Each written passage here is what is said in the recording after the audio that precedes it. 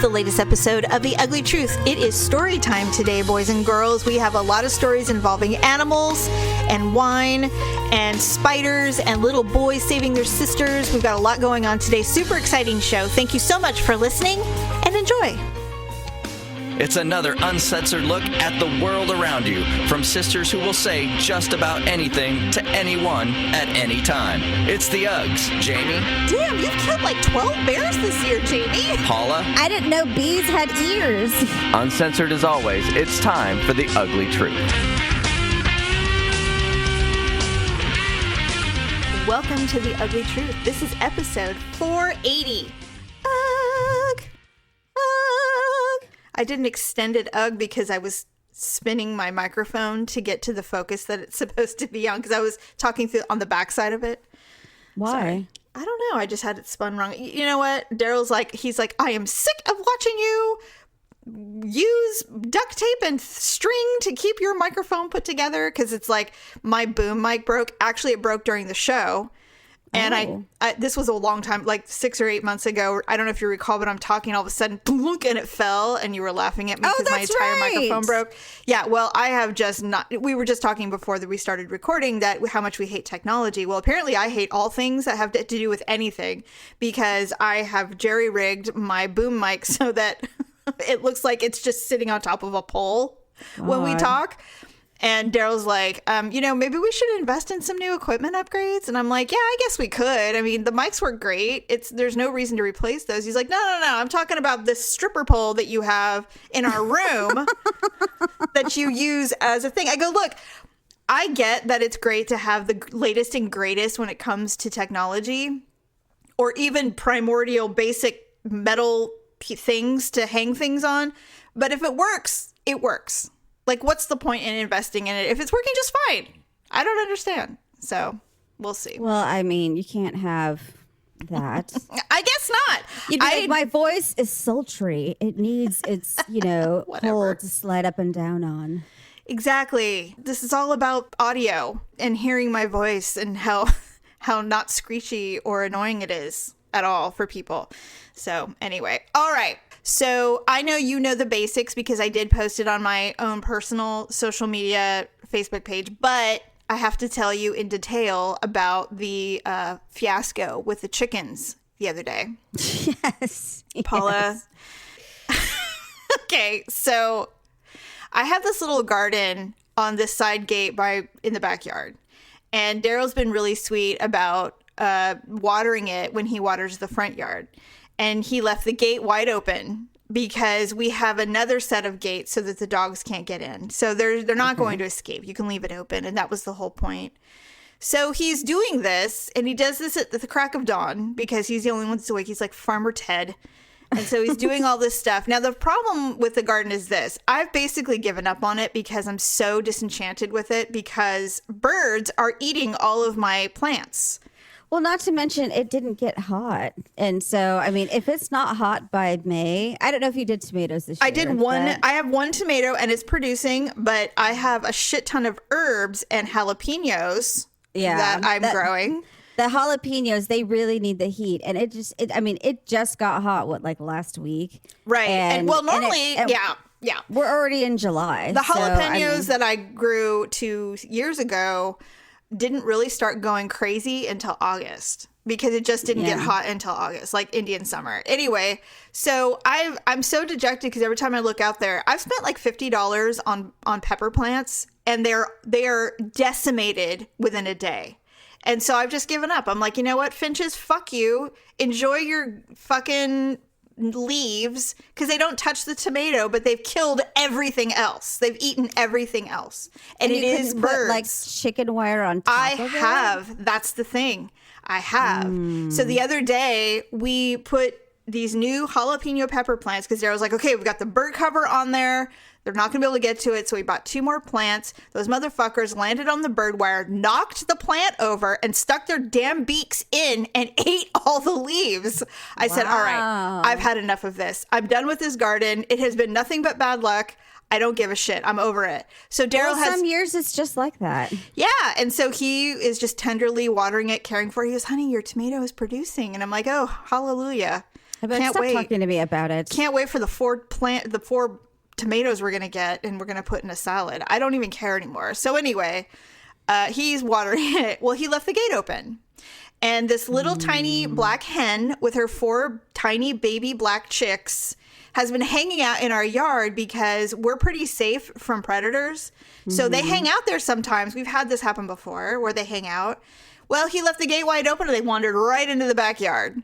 Why would he leave the gate open? He forgot. So they come wandering in and they're like, hey, what's this? And so I am 15 minutes away from having to take my puppy to the vet just for a checkup. And so I look out, I'm out on the deck trying to get her in to put her stuff on. And I look out and I'm like, we have a little flock of chickens in our backyard. And the chicks start flying through the second set of gates to get to the big backyard. Now, as you know, my husky will eat anything that is on his property that he does not want there. He has killed chickens. I was just going to say, I'm surprised he hadn't lunged into action by that point. He thought we were going on a walk. So he was inside losing his mind. Oh, And so, okay. and I mean, very lucky for these babies, by the way, because he would have Talk eaten about his appetizers. Sullivan's baby. Literally, he's just like, do I want to go for a walk or do I want to fucking kill these chickens? Yeah, it's like, I don't even know what to do. Am I hungry enough to eat these babies, or do I want to? So luckily he was inside, and Sasha's oblivious. And so I was like, holy shit. And then when the babies start flinging themselves into the yard, Mom got pissed and started getting flustered. That flustered them. And these chicks started flying out and were like landing on my air conditioner. I thought for sure they were shredded. I had no idea because, you know, the big fan on top, and they were little. They're going to get sucked in. I'm having an anxiety attack because I'm like, okay, I hate chickens too. I don't want them in my house or my yard, but it's the roosters I really hate. The babies, I've rescued my share of babies from cats in my area. I don't want to see Bodega eat these things. I just don't want to deal with it. And the mama would have lost her shit. And that I can't live with that. So, and I've seen Bodega kill babies before, raccoons, and the mama raccoon didn't leave for almost 2 days. And I just, oh my God, it's too gut wrenching. So that's why all those comments like, oh, you should have let your dog eat them. I'm like, look, there is a line I will draw morally, and I can't allow that. You're like, you don't get it. Yeah, You just don't get it. Here, you know, this is why I don't let my dog at it. You should just sit there and take a video of the mom for 2 whole straight days looking for her babies going, I can't. calling for them. I can't. This is why. It's like, look, I am a mother. I can understand this creature's pain. You know, if some animal came and ate your babies, wouldn't you be looking for them for 2 whole straight days? What's that movie? The dingo ate your baby. Have we not seen what happens when whales lose their young, or when elephants? I mean, it's not any different. They're mammals. I get it. I don't know, but chickens, well, I think they're like dinosaurs, but for Are some reason. raccoons mammals? Yes, they're mammals. They have fur and they're warm-blooded.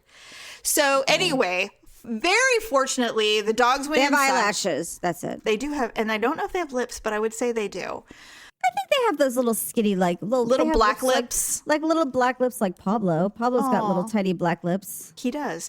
So I come inside and I'm like, okay, all the dogs are inside, because Sonny starts wandering over there blindly because he's like, something's going on over here. And so he's slowly Sounds for the poor. clip-clopping. He clip-clops now, so he like feels with his paws before he walks forward. So he's like, what is that sound? And he's walking forward, and the hen is having none of him. And she starts to charge. And so we run out there and grab Sonny before he gets attacked. Because he'd probably be like, fuck, what's going on? He would have no idea. So all the dogs are inside. We go out. The chicks are all over the backyard. Mom is freaking out. How many chicks were there? 4. Oh, okay. And they're little. And so when they hear all the commotion, they run into the side where there's a lot of bushes and trees in the far corner. And my biggest worry is they're going to go into the easement, and then the cats, there's feral cats back there. They will be dead. So I was like, oh God. So Malia and I run out there and we're like, okay, so Mom is still in the garden area, the gate area. She has not come into our yard yet. So we're like, how about if we just wrestle the bushes? Because they are like, did you know that chickens can be like statues and they just don't even breathe? You can't find them. They're so quiet and still. So I Is said, that like their defense mechanism? yes. So we start wrestling the bushes, and I'm like, let's do that. And then they'll run towards Mama, and then maybe they'll leave, and then we'll shut the gate. So this was our plan. So we're out there wrestling the bushes, and they're like, beep, beep, and they're like flying high and over. And then I'm like, okay, they're kind of going towards mom, so we'll keep doing that. Well, mom was not happy. So Malia wisely left the scene and I didn't know. So I'm down there by myself in my slides and I'm trying to I'm so ill prepared for this situation. All of a sudden, all I hear is a lot of feathers fluttering and a screaming chicken running towards me, flying towards my head. Oh my God. I was like, oh my God. And I was like, Yeah. I ran as fast as I could and I heard her. And she's like chasing me. And I was like, oh my God. And I mean, what? First of all, I don't give a shit how tall or big you are. If a chicken is flying towards your head, you run. You do not just stand there bravely and go, okay, come on, let's go. So I run in the house. Same thing with like geese and ducks. Oh my God. And everything like that. There's just something about those creatures. The only time I've ever seen someone like stand there and be dumb enough to like go face to face with them is a child.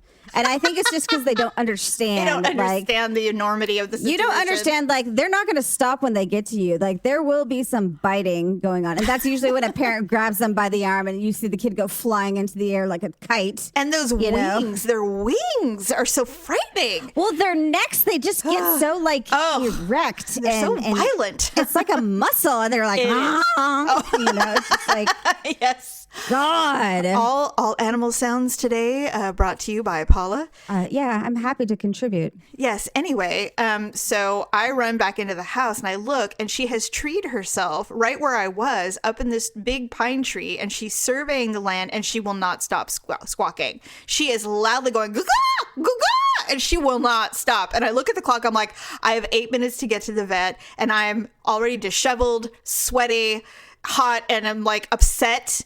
Because I'm like, what are we supposed to do about these babies? Like, they can't live here. I mean, we have to figure it out. So Daryl, of course, is on an incredibly important phone call. I open up his door because now I give zero fucks. I open the door and he looks at me. He goes, oh my God, did someone die? Like his face, I was white as a ghost. And I had this wide-eyed look. And I said, there are chickens in our backyard. And he goes, oh. And he goes, I left the gate open, didn't I? I'm like, yeah, you did. But, but you know what? We're past that right now. We've got a situation. I said, this is, we're beyond, we're next level. And I go, and I'm having an anxiety attack and I don't know why, but this is, it's because I got charged by a chicken. That's what it is.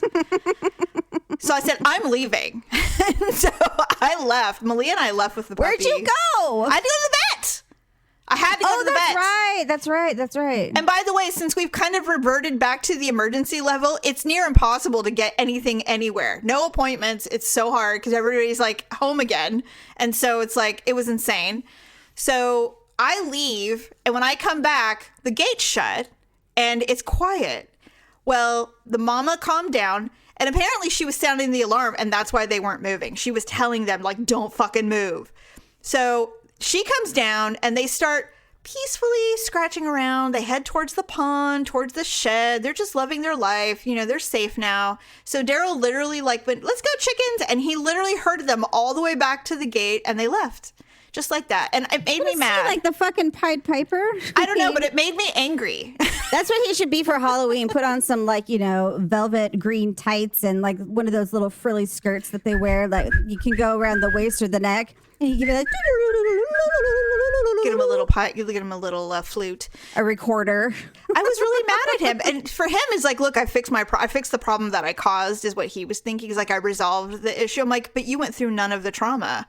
You know, you just went out there like, all right, let's go, cute little birds. And That's it's like repairing the car that you destroyed. It doesn't. It's not the same. I'm still traumatized. I think about it still, and I'm like, is that chicken here again? Like, How are they that close? That's what I don't understand. What do you mean?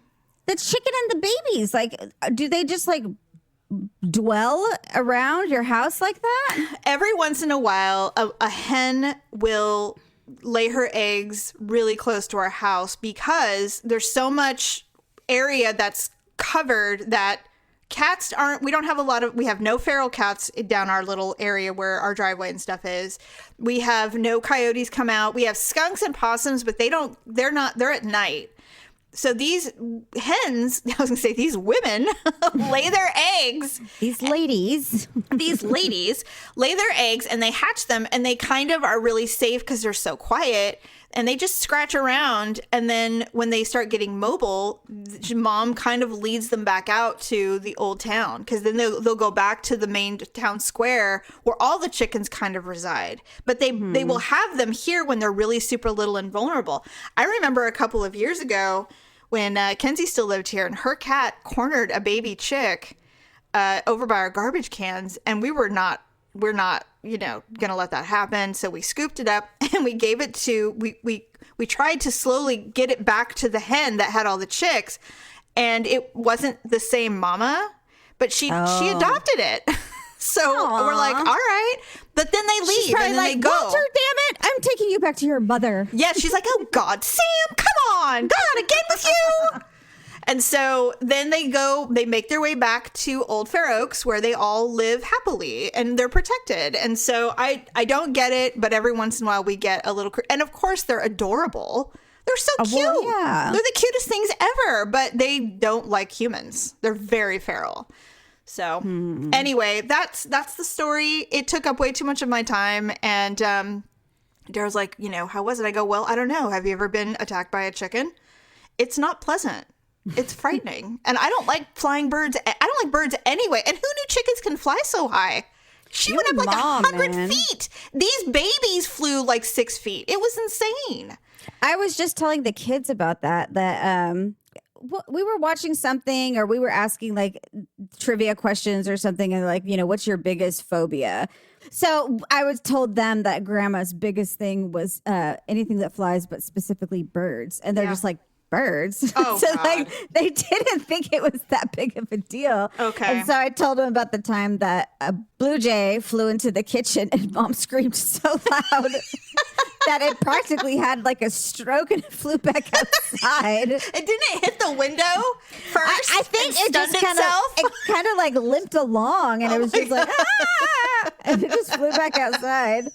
Like, she handled it. And I told them, I said, one time mom and I were on our way to the dentist. I don't know why I remember this. And I said, a bee flew in the car. I said, I screamed so loud, the bee flew back out the window, like the way it came in.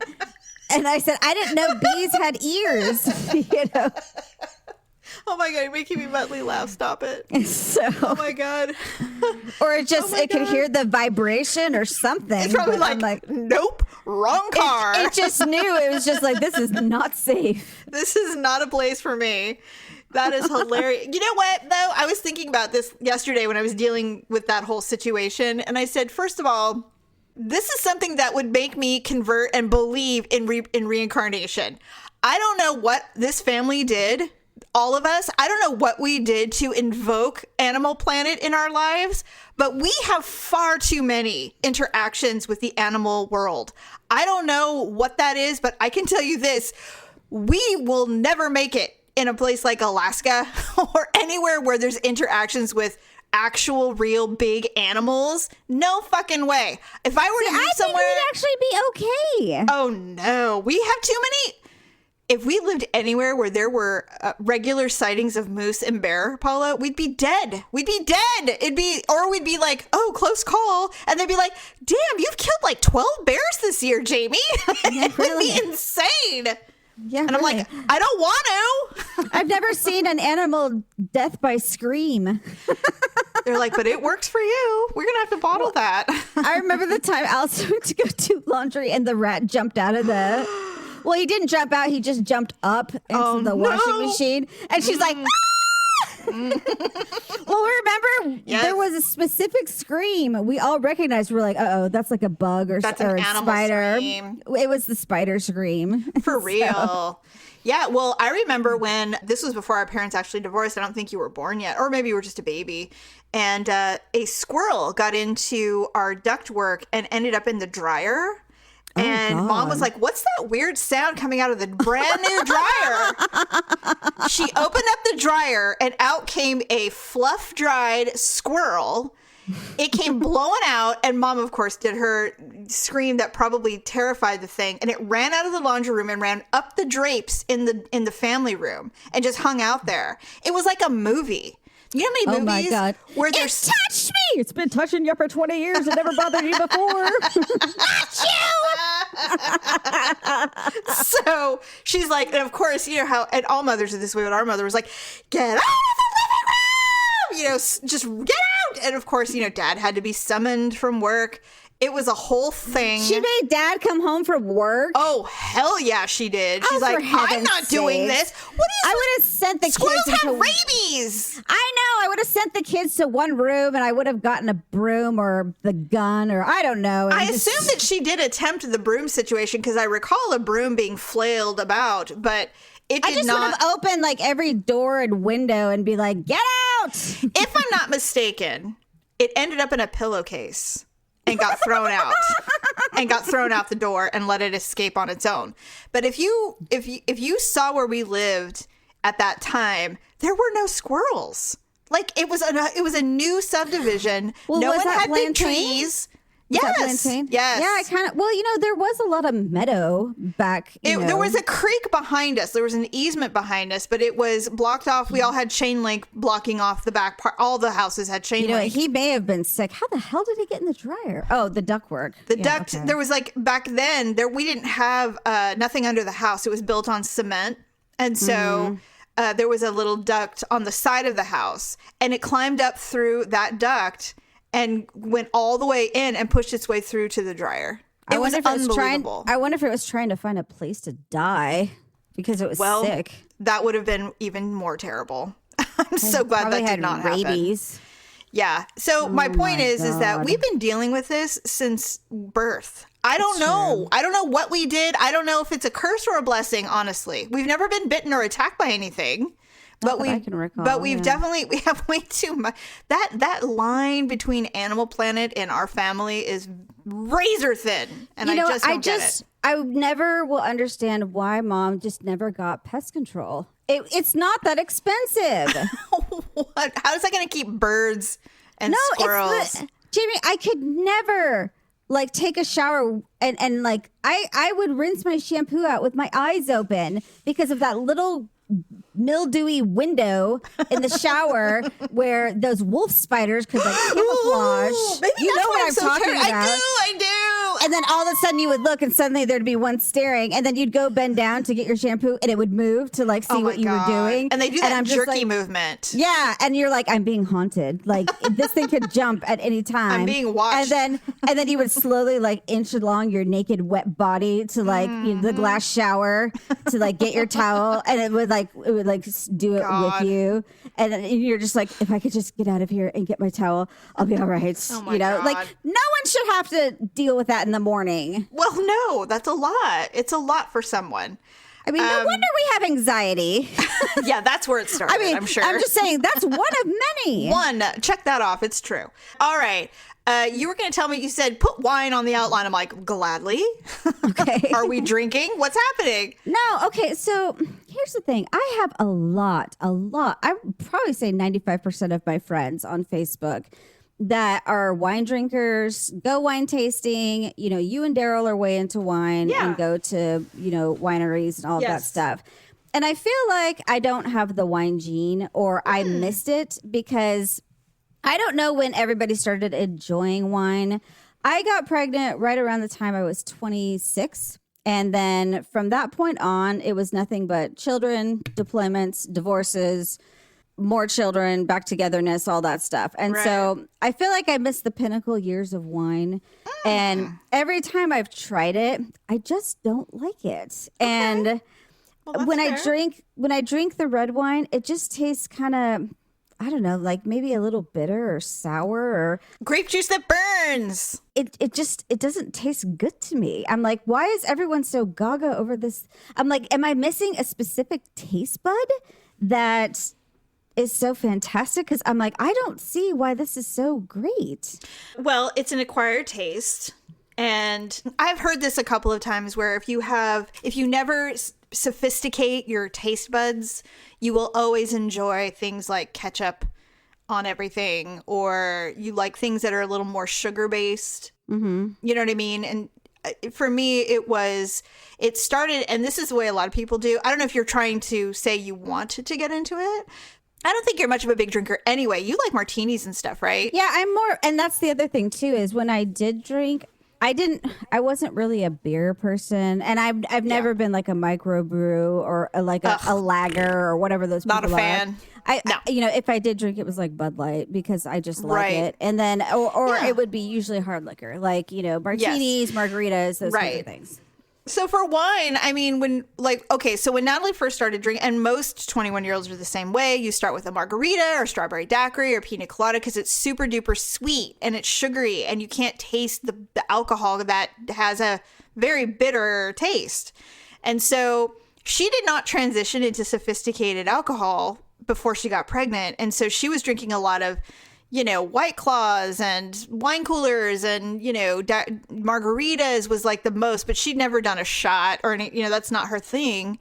And some people just never transition into a more sophisticated taste palette.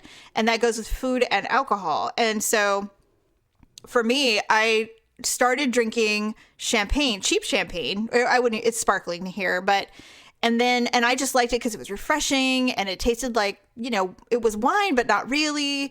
And I like things that are sparkling. Mm-hmm. And so then I transitioned and then we tried this really super sweet white wine once on a date. And it was okay. And then we just slowly worked our way to, it's like it's very slow transitioning. And then pretty soon you start to appreciate. And I'm actually really picky about certain things because my taste buds are super, I taste everything. Like I can smell and taste. I'll be like, this tastes like leather. Mm-hmm. And the wine person will go, that is so interesting. That is one of the finer points in this wine. And I'm just like, really, I hate it. Like it's not good. Mm-hmm. But some people think it's really good. So I think everybody can develop a palate, but some people just simply don't like it. They think it tastes terrible. And I've had some really expensive wine and thought it tastes like shit. And I've had really cheap wine going, oh, this ain't so bad, No, I've been wine tasting with friends and I've done the tastings. And I mean, I can see the difference like in the flavors and stuff like that. But I mean, the actual taste of it itself. Yeah. Of at least the red wines, I'm not a huge fan. The white wines, I don't mind as much. Yeah. Most women don't. Most women love white wine. Like the Chardonnays, the Pinot Grigios. I'm not surprised you're a Pinot Grigio lady.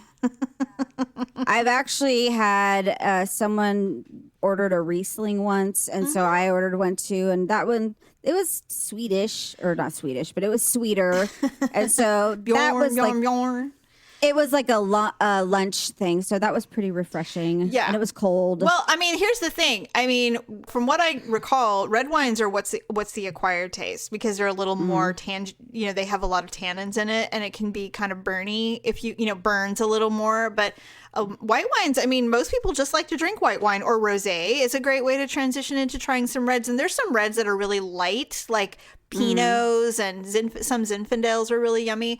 But I mean, honestly, out of, let's say 10 women I know that drink wine, I'd say 8 of them only drink exclusively white because they don't like dark red. It's just not very pleasant. So there's nothing wrong with that. And, I'm personally not a fan of white wine. I just don't like the taste of it. And of course, when you tell someone that who's really into wine, they'll say, oh, well, that's because you just haven't had this wine. All red wine drinkers like this white wine. I've had a million people tell me that. And I'm not literally, but a lot of people. One time we were in Napa, we were waiting for a table. And so we were sitting at this really fancy bar. Daryl and I were having a little snack and a cocktail. And this guy sat next to us. And he's like, he had ordered some really expensive bottle of champagne. And we're like, oh, fancy. And he's like, oh, yeah, I come here. I like to da-da-da-da. I know the wine guy. And so somehow the subject came up that I hate white wine. And I legit don't like white wine except for champagne, which is not made with white wine grapes, by the way. And so he goes, oh, well, you just haven't had the right white wine. I'm like, oh, that may be true. I mean, I'm not opposed to trying them, but I'm just telling you I'm not a big fan. He spent like $800 trying to get me to enjoy a white wine. Like he bought so much white wine. Ultimately, we ended up found out that he worked at a really highfalutin winery and he could do that. But and ultimately he even invited us to the winery the next day and we were so hungover we couldn't go. My God. He had given us so much wine and eventually he goes, well, he had a thing for Daryl. That's the thing. Oh, he wanted me. I thought he had a thing for you. Oh no, I think he was trying to get me out of the way. And so when I went to the bathroom, he moved over into my seat. And he pulled a couple of moves, and I asked my one trusted gay friend that I trust asking without him being offended. I said, what he did this and this. He goes, is that anything? He goes, classic move. He was gauging. He was gauging to see how amenable Daryl was to the situation. And well, you know, you've always said Daryl gets picked up on by gay guys. He does. And it's because he's got that slimish, you know. Well, it's not, I don't know if it's his physical, but he's so non-judgmental and so accepting of anybody and everybody. Well, he's a salesperson, so yeah. That's well, why. that, and you know, he was just raised in an incredibly diverse city, and he knows every kind of human being he's come across, and so he's just like, I've seen it all. It's great. How are you? Are you a nice person? Awesome. Like he's just one of those rare gems. And so and if you sense that, then you're all in on it. And I'm jealous of that. Actually, I'm very jealous of him on that. But anyway. Yeah, try it. I mean, you know, and of course, you know, I will throw wine down your gullet any, you know, once we can get back together. It'd be great. Well, and the last thing about, I think, wine tasting or wine in general is, you know, every time I've ever been, at the end of the day, I just feel like garbage. And I usually have a headache. And so I'm just like, I don't even like this. Like, I don't even feel good. I don't even get like a decent buzz. I just start to feel gross. Well, then then you shouldn't do it. But I mean, I've heard that can happen to people. Like some people don't react well to red wine. Well, you know, this is not racist, everyone. Oh no, I've heard Asian people get really like red and flustered and start to get almost like an allergic reaction. They get an allergic reaction, or like I knew somebody who was from Burma.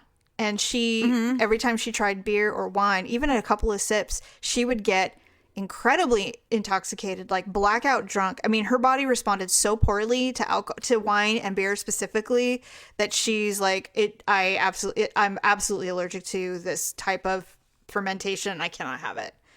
Yeah, it's crazy. I remember a group of us, an employee, she actually worked for me, and everyone's like, you gonna be okay? And she's like, well, I'm gonna try it and see, because she was Chinese. And she's like, well, I'm gonna try it and see. So she got like a pina colada, and I think barely like a quarter way through, her chest and her face was like all bright red. And sucks. they're like, we're like, do you have a headache or anything like that? She's like, I don't have a headache, I'm just flushed. So oh God, you know, that sucks, man. It does suck. Because it's like, if you really want to be a part of it or feel like the taste of it and you can't do it. Like, I love sushi, but I am horrifically allergic to shrimp, and I don't respond well to any shellfish, really, like lobster or crab. And so sushi places put shrimp in everything. I mean, almost everything. So we order like one or two, and I have to take a Benadryl. I just have to. If I don't, my tongue gets swollen. And of course, our mom's like, you know, Jamie Lynn, you're really dancing a really dangerous dance there by continuing to eat shrimp. And I'm like, I get it. Thanks, Mom. I get it. But so far, the swelling of the tongue doesn't get so bad that I worry. And when I tell her that, she's like, I can't even listen to this. You're going to kill yourself because of sushi. And I'm like, I know. Well, see, most sushi. But Daryl loves sushi, and when we go out, it's so fun, and so it's the same concept, you know. See, most sushis are like deep fried in something, and so I have to order the sushis that are not deep fried. We do not order deep fried sushi. Well, most of them are, it's hard to find ones that are not, and so maybe you're going to the wrong kind of sushi places. Every sushi place we've ever been to. The sushi. If it says DF, it's been deep fried. I'm aware. And so I have to find the ones that are not deep fried, or that doesn't have any kind of like weird sauce on it. Oh, because your gluten intolerance. So I'm literally getting the one, like the salmon and cream cheese with avocado roll. That's with one of my nothing favorite. else on it. Those are really good. No, actually, it's good. It is good. Actually, the spicy tunas and stuff are super good. You know, the one we go to, their spicy tuna is like really spicy. Oh. Like, damn. It's like 5-alarm fire spicy. I'm like, I won't do it. Ryan can't even eat it. And Ryan he eats straight jalapenos on his stuff. Oh, wow. Yeah, we have one of those wraps. I got him horseradish cheese from the deli, and he's like, this isn't that bad. And I'm just like, all right. That's awesome. He loves spicy stuff. That's great.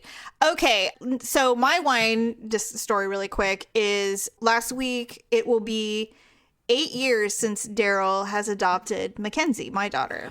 Yay! And it's a really special day.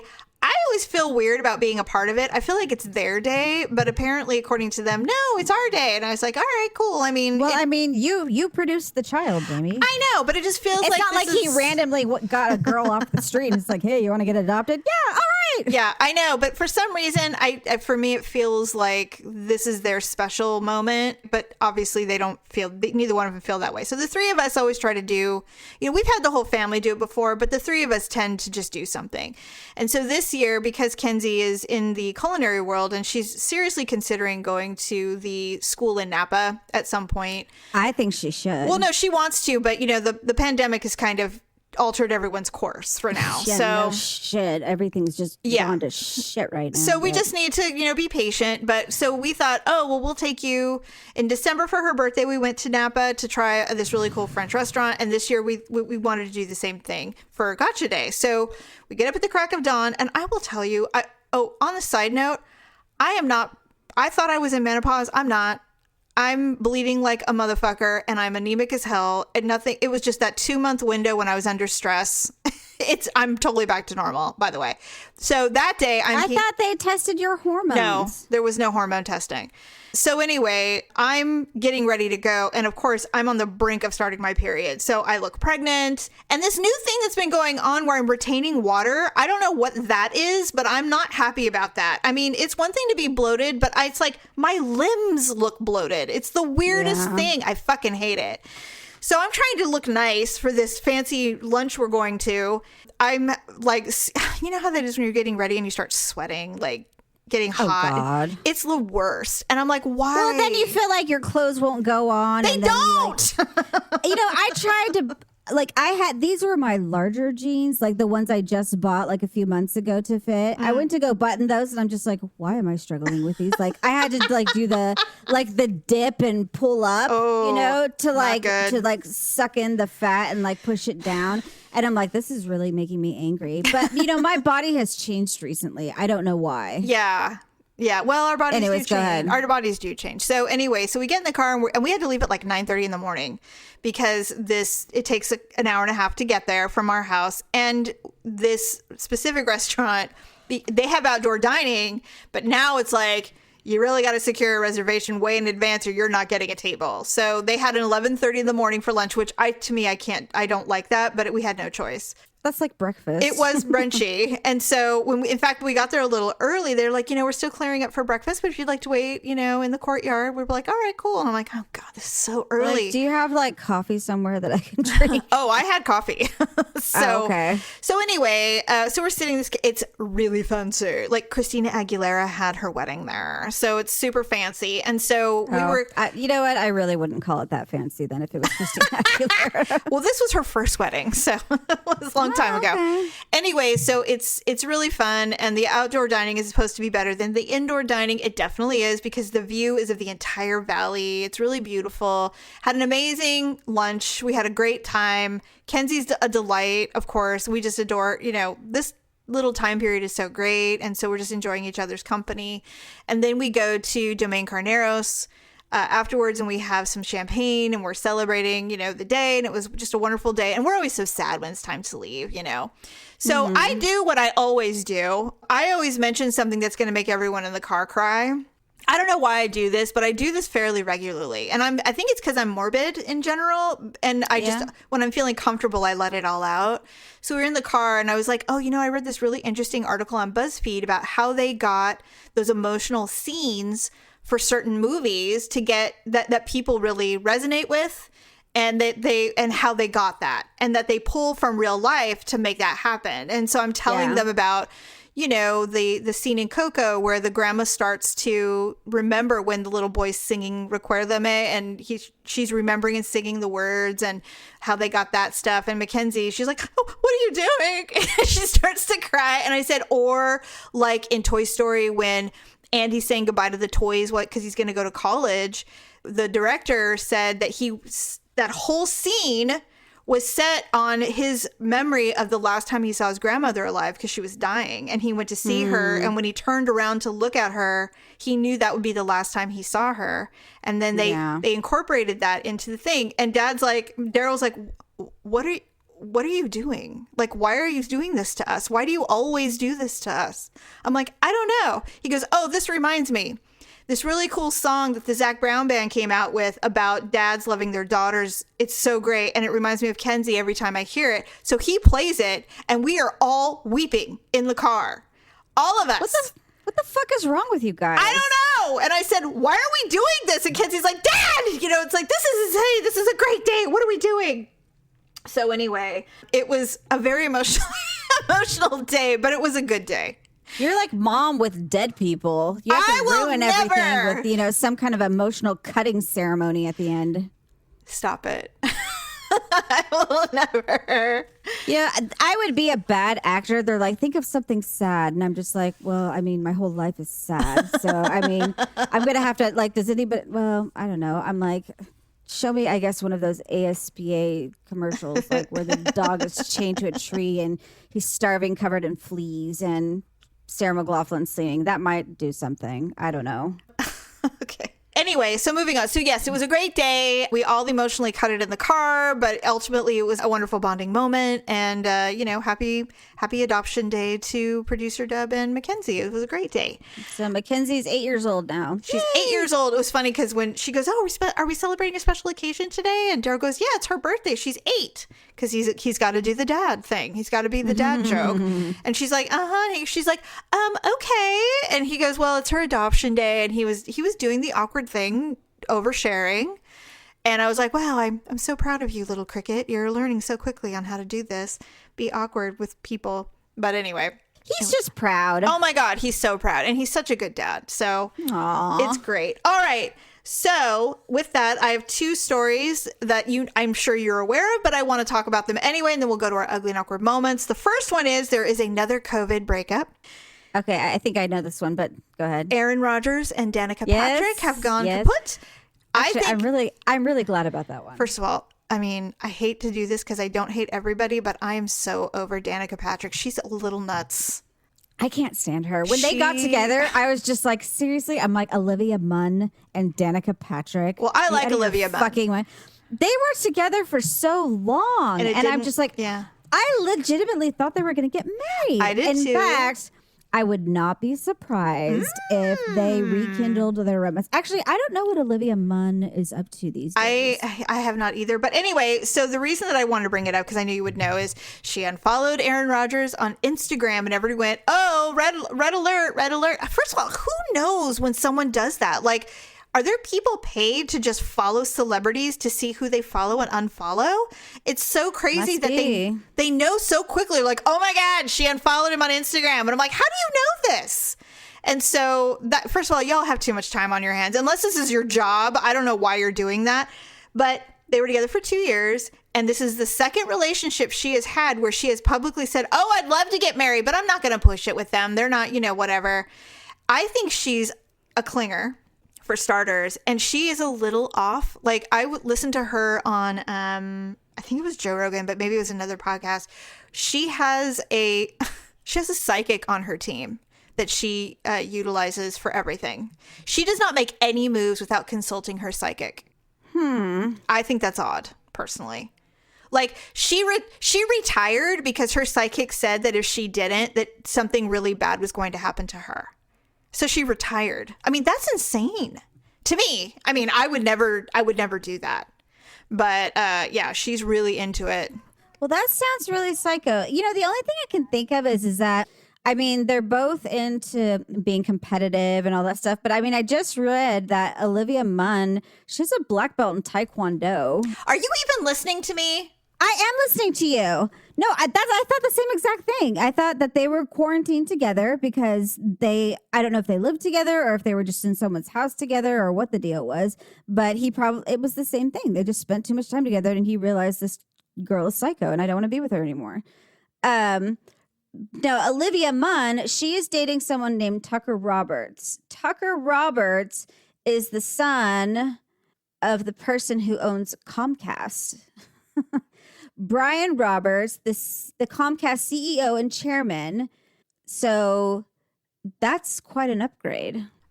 Okay, so I guess we've moved on from Aaron Rodgers and Danica Patrick. Now we're moving on to Olivia what Munn. I'm saying is Olivia Munn was Aaron Rodgers' ex-girlfriend. Yeah. For like 3 years. And so obviously she's moved on. Yes. And this is now her boyfriend. And so I'm thinking that, you know, maybe this would be more of a serious relationship. And, you know, this would be the kind of guy that would be looking to be like married and, you know, whatever. I don't know. Because maybe she doesn't want to get married. I mean, she's past baby prime age. So, you know, maybe she's just living her life. Well, she's at least 40. Anyway, so that's the first story. And it's something we don't truly care about, but I do like to add it to the COVID-related demise of relationships. I'm chalking it up to COVID. I think that they were shacked up together and he had enough of her. Personally, I think that's what happened, but I don't know.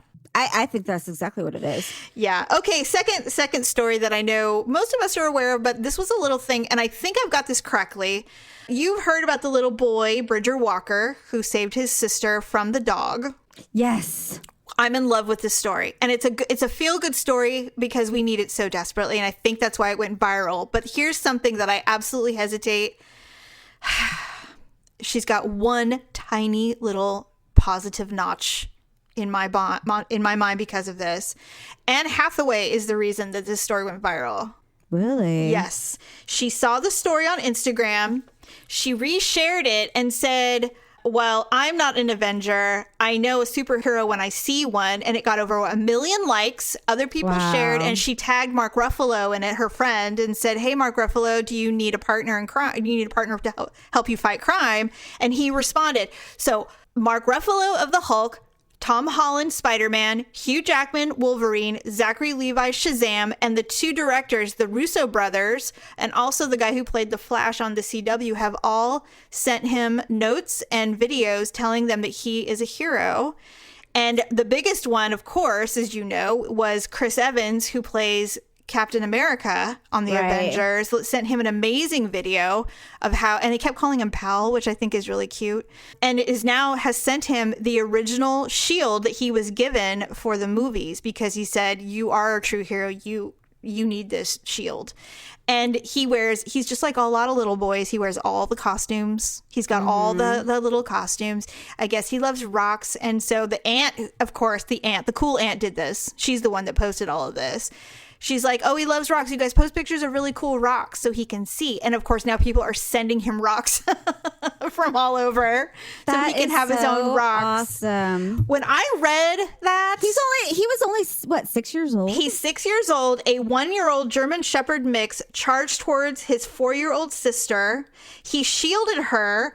The dog brutally attacked him, biting him on the face and the head. It required more than 90 stitches in a 2-hour surgery that a plastic surgeon did so that he wouldn't scar. But didn't he grab his sister and start running? He ultimately grabbed her hand and they ran away. And he said that if somebody had to die, it should be me. Paula. I know, right? I can't with this. This little sweetheart. They just don't grow them like that anymore. I mean, obviously, kudos to his family for raising such a wonderful little boy. And I'm sure the sister... Yes, a young man. I mean, his parents have to be... Well, I mean, I'm sure they were devastated, but they have to be so proud that... What they probably would have thought was just not normal behavior, but they would have just been proud of him for, you know, taking care of his sister, but not realizing like, wow, I didn't realize this was so profound, you know, in today's society. It isn't. It's just, I think it's because he was so young, but this is a little controversial thinking. I think that men have this weird fight bug, this is why men are the ones that are the protectors. There's some biological thing in most men where it kicks in and that is your job, is to protect. It doesn't happen. Not all kids have it. Kids definitely. Sometimes you have to watch by example, and that's how you do it. And there's a lot of women who do it too. But in situations of danger, men tend to be the ones to jump in front of the children and the women and the weak to protect. Unless you're George Costanza. Which is why that was so hilarious. Yes, exactly. Exactly. You push all the women and children aside in the fire and run straight for the door. Violently pushing them aside to get out. Self-preservation at its finest.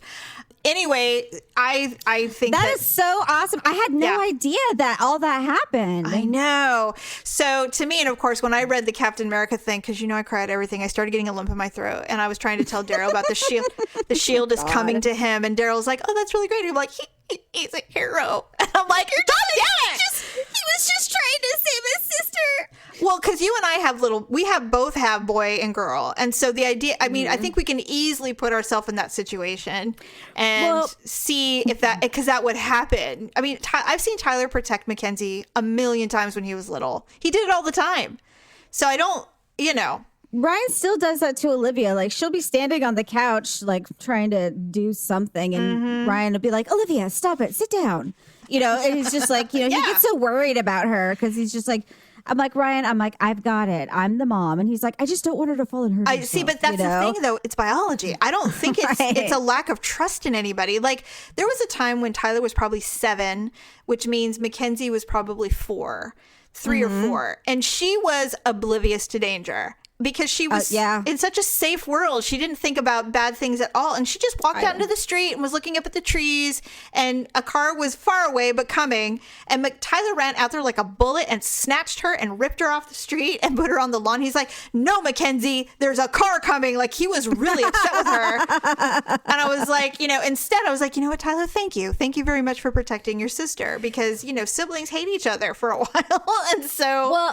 It kind of reminded me of, I mean, not entirely, but, Stephanie and Allison did not get along growing up. They did not. That was no secret. Right. But there was one time where we were all outside and there was that horrible teenage boy up the street, Noah. Do you remember him? Oh, yes. And so we were all outside and Noah was like dicking around with Allison. I don't know what he was doing, but he was like pushing her or roughhousing her. And I didn't like it. So I ran inside and I was like upset. And I said, Noah's messing around with Allison. And I told that to Stephanie.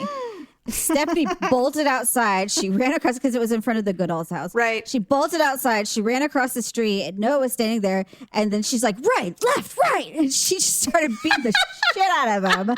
And she didn't even ask or anything. She just started beating the shit out of him. Yep. And it was so funny. And then later that night, Noah and his mom came over and he had like a big black eye. Oh.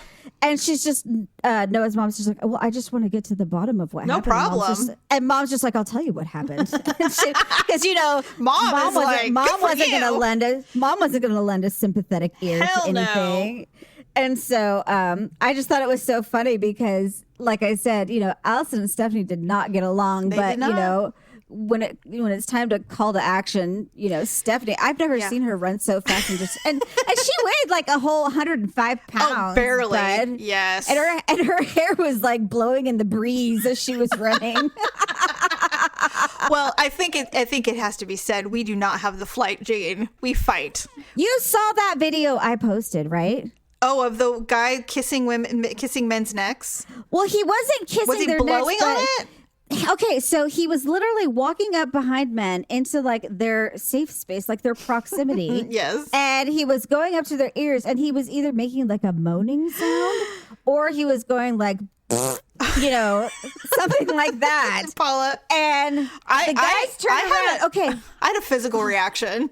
Oh, God, Jamie. The first time I saw it, I lost my shit. But he did that. The video shows him doing it to at least like 5 different guys. Yes. At least. Yes. Not one of them had a physical response. Shocking. Shocking. One of them like barely like threatened. He like kind of kept stomping forward to the guy. He like, did what? come on. Oh, please. He does what all guys do. They put their arms up like giant birds going, I'm trying to make myself look bigger. They don't do anything.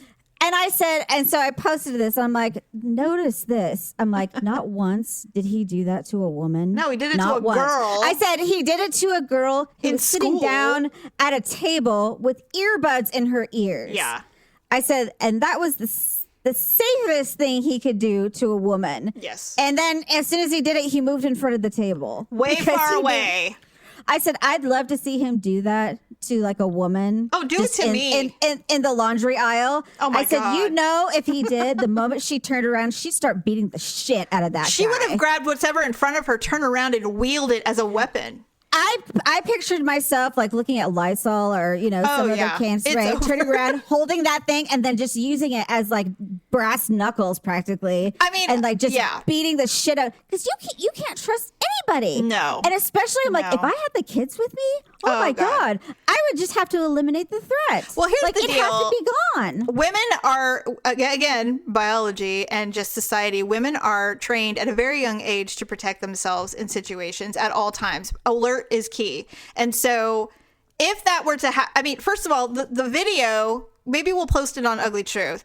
The video is hilarious because the men's reactions are, their faces, I mean, I was dying laughing. I mean, Well, they're always like, how many they're of so them ask, like, incredulous. how many of them ask, like, are you all right, man? Like, are you Yeah, okay? And well, I'm like, why are you asking if he's okay? I'd be like, what I know. the fuck are you doing? The You one know, as guy- I was like pushing him down and attacking him on the dog food or something. The one guy who was in the frozen aisle and he had the big Coke bottle glasses. He's like, what the fuck? He I had the boobs. laughed so hard when I saw his face. I'm like, what is happening? They are so shocked because they don't worry about their safety the way women do. But all I could think of is if anyone ever got that close to me in a grocery store or Costco, I mean, he'd be a stain on the concrete. Like, this isn't even, no wonder he doesn't touch women because they would not survive. He would be dead. It'd be over. Yeah, the guy in the frozen food, I'm like, he must be like a veteran or something because I'm like, he was not afraid. Not He at was not all. afraid. There was not a And flinch. you know what? The guy who does it, you can tell who he's legitimately afraid of because his distance gets It like increases. longer. Yes. Like based on other people's reactions. He's like, oh fuck, this guy's really gonna get me. So I know we're probably not explaining it correctly, but we'll have Paula post that on this week. We'll have you post Yeah, it. It's Ugly Truth, yeah. it's hilarious. And I'll post it too on social media. But anyway, very funny and hilarious. And so we're so glad that little Bridger is going to get better. And I know there's a million little Bridgers out there, but this one got highlighted and I'm so excited. We need one good feel good story. His It's so great. poor little face. Oh my gosh, he looks so But sore. you know what? The good thing about being small is, especially with and having a plastic surgeon do repairs instead of like, you know, an ER doctor Right. or something, is that it will be like, it won't even look like anything happened. By He the might have time- like a teensy little scar, Yeah. but it'll be good because it'll be like, well, you know, one time my sister was going to get attacked by a dog and I saved her, so I have a little scar. When he is 15, 16 and he's trying to impress a girl, he's going to whip out that Captain America shield. And it's over. It know. is over when they find out he's a hero. All right. Well, now it's time for one more story before we say goodbye. Some ugly and awkward moments of the week.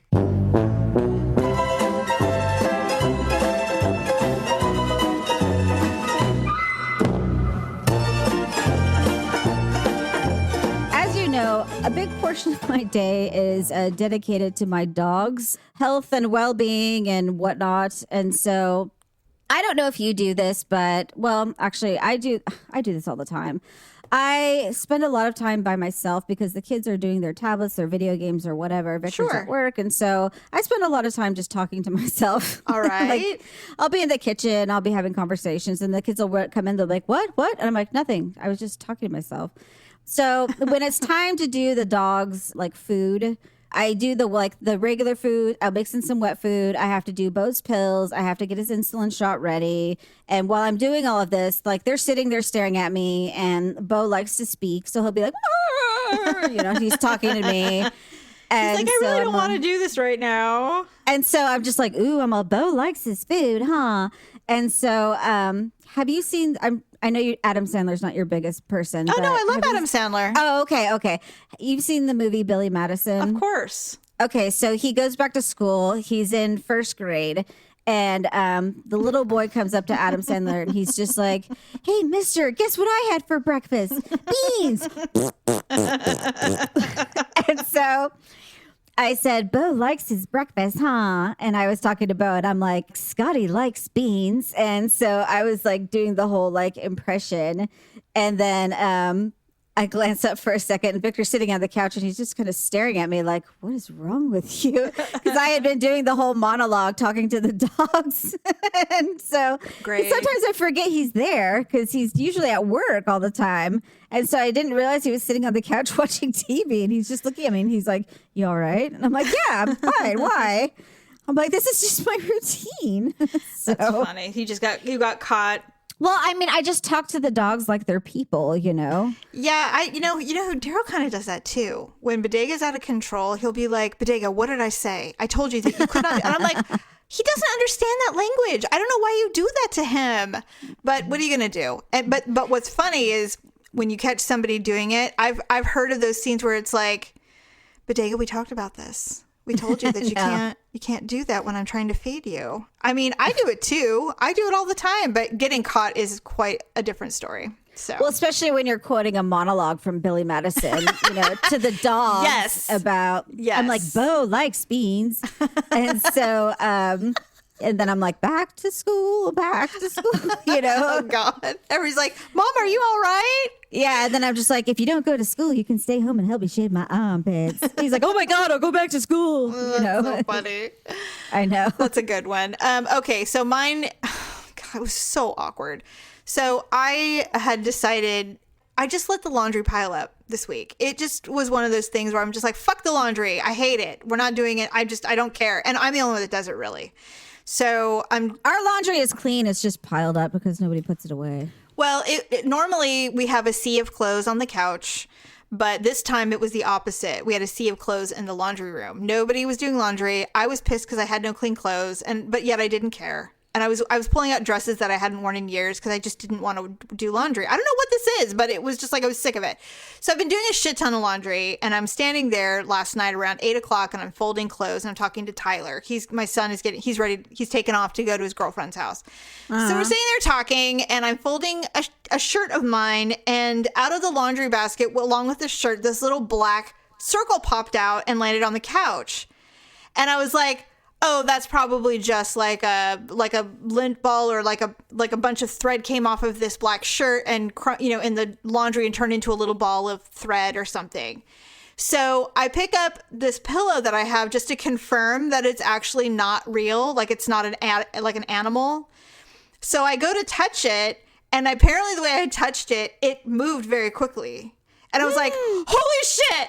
It's a spider! And Tyler had gone upstairs. Tyler came down. Speaking of heroic children, he comes blowing out of his room, comes flying down the stairs. He's like, where is it, Mom? Where is it? I'm like, it's right there. He goes, Mother, this is a lint ball. And he picked it up and he squeezed it. And he's like, this is a lint ball. What are you doing? I'm like, I don't have my glasses on. It moved quickly and it was large. He's like, put a light on. What are you, insane? And Daryl comes, what's going on? You know, it's like over a lint ball. And I'm like, I'm sorry, I don't have my glasses. He goes, you are not that blind, Mother. And I was like, all right. No, you just need some light. That's what I have to do is I have to turn on a light, and I literally like rest the pill bottle on my boobs, and like I like scrunch my neck down so I can see. And I'm like, whoever wrote this shit so small? God, You need it's to like get they don't glasses. want people to know. You really need to just get your glasses. Well, I'm just like, God, I'm like, they don't want people to know these directions. I I'm mean, like, who is this? honestly, The CIA?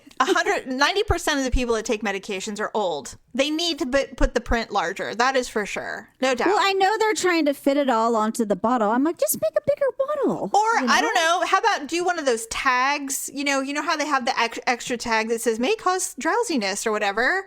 Just do a big tag that's like size 12 font that says, Well, hey, old person, hey, blindy, this is what you have to do so that you don't kill yourself when you're trying to take this at 8 o'clock at night without a light on.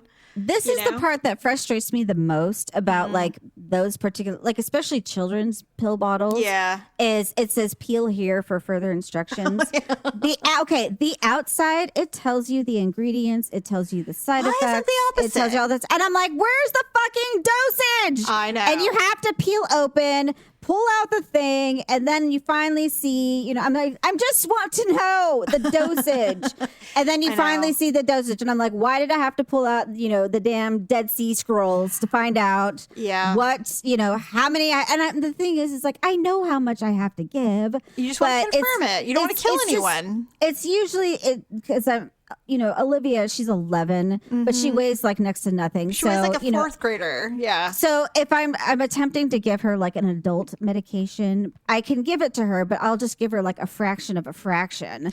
And I have a great invention for this situation. What is it? They should put a QR code on the pill bottle. And when you scan the QR code, pops up all the dosage information that you may need in the size that you need it. Like a normal size on your phone. You can just read it and go, okay. So instead of this 0.05 font in Spanish, I can just go QR code. Right. And here it is. I don't care that it's number 2 green cyan. Right. I want to know what. But of course, it'll tell you, children under 12 should not be using this. Consult a physician. And I'm like, I get that. I'm not going to do that. I'm going to give her probably half of whatever this shit tastes like. It's always like NyQuil or, Dayquil or something. And so it's true. But anyway, that would resolve a lot of, what? I'm going to get on this. I've been full of ideas lately. Ooh, write them down. Oh, you know what? I've been full of these thoughts because I always think if I could be a stand-up comedian, these would be some of my jumping off points.